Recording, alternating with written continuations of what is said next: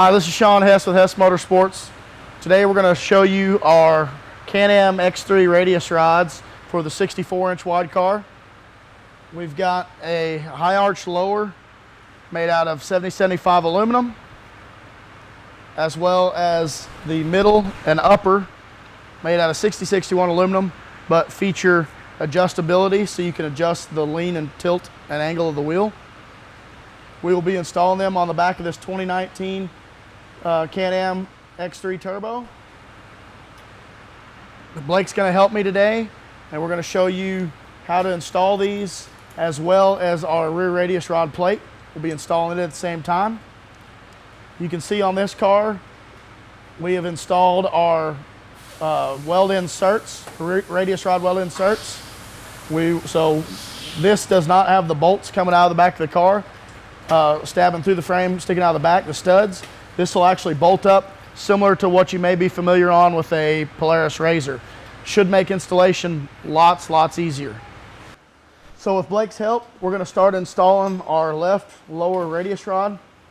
You'll notice that the misalignment spacers have get a rubber O-ring on these on both sides.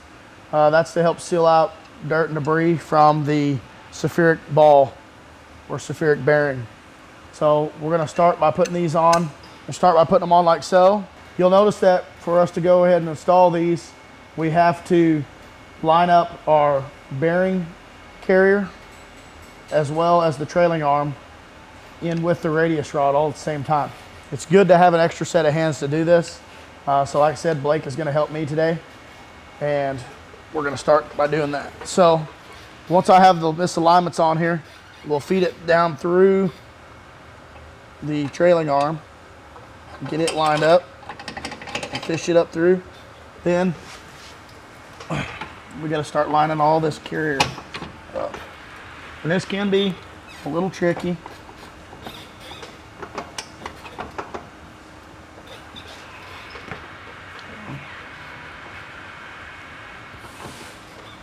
Come down with your bolt.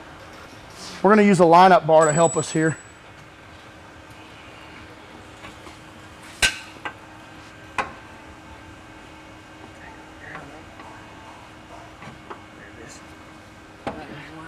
Now, once I get that in there,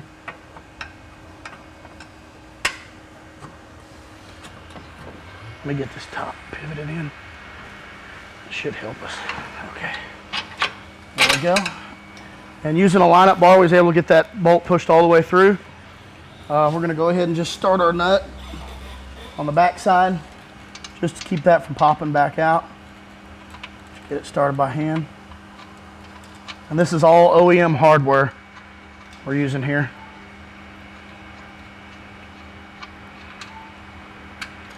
Okay, got that started. Now, putting your misalignment spacers on up here the same way. Got a washer on each side. You'll need to pull the trailing arm out and have the other guy start our supplied bolt through with the plate.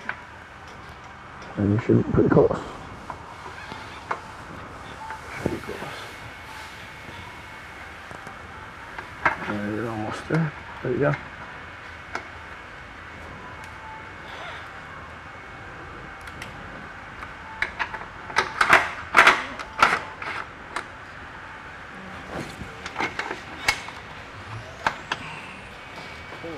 Okay.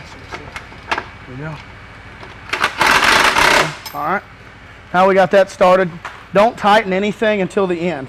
You're going to want to just work your way up both sides, or you can work side to side. Working side to side helps keep everything from pushing against each other, although with a welded cert, you shouldn't have much issue with that. But we'll go ahead and do the right lower while we're at this point. We need to go a little more.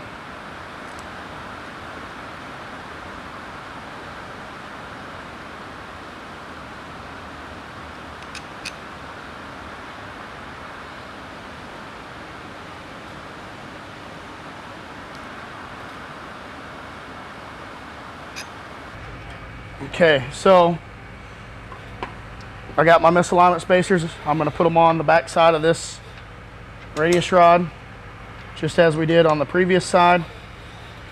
And I'm going to get everything started using our supplied bolt. Get it started through everything here. Got to get it all lined up.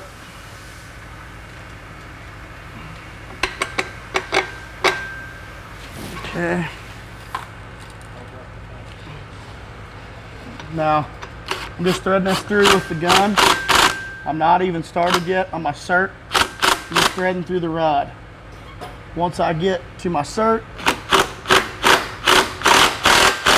I'm just starting the bolt into the cert.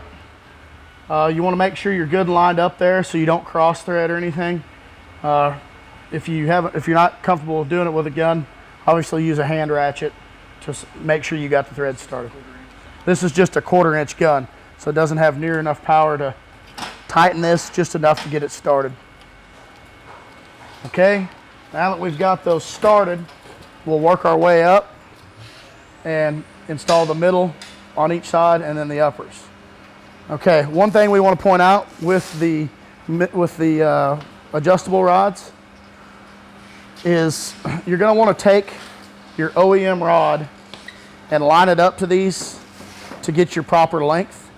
And we recommend doing that. We'll get some misalignment spacers here and get this all lined up.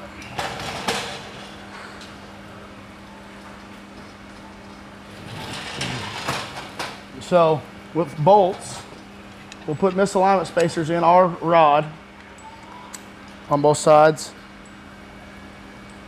There's a bolt. Oh, Blake's already got the bolts.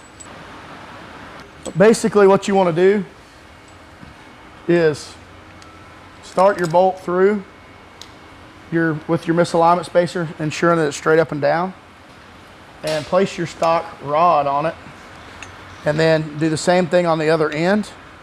I need another misalignment spacer. There it is. But once you get your misalignment spacers through, you'll adjust the rod accordingly, making sure that you're straight through. Now, as you can see, I'm just a little bit off here. I need to thread this rod out about a 1/2 turn. This one's good and straight, so I'll just loosen it and I'm gonna thread it out a 1/2 turn.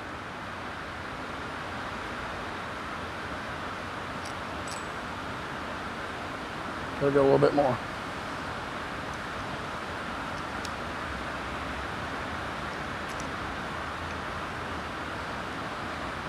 And basically, you'll repeat that process until you get them straight on both sides and evened up.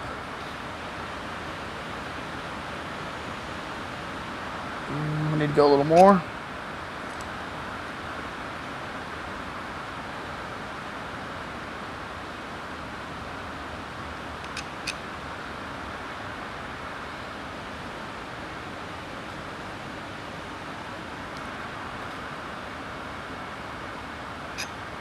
Don't want to hair too much.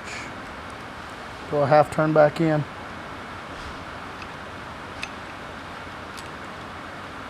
And you'll repeat that process until you get it fit exactly the way it should be, parallel and perpendicular with each other. And I think we got it. You can go ahead and jam that down at this point, taking a wrench and jamming that jam nut down.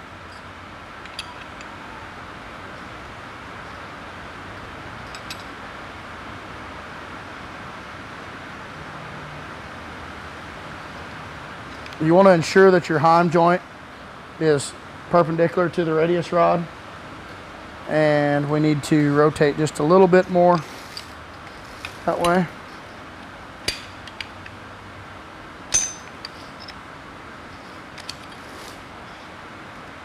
Okay. Yeah.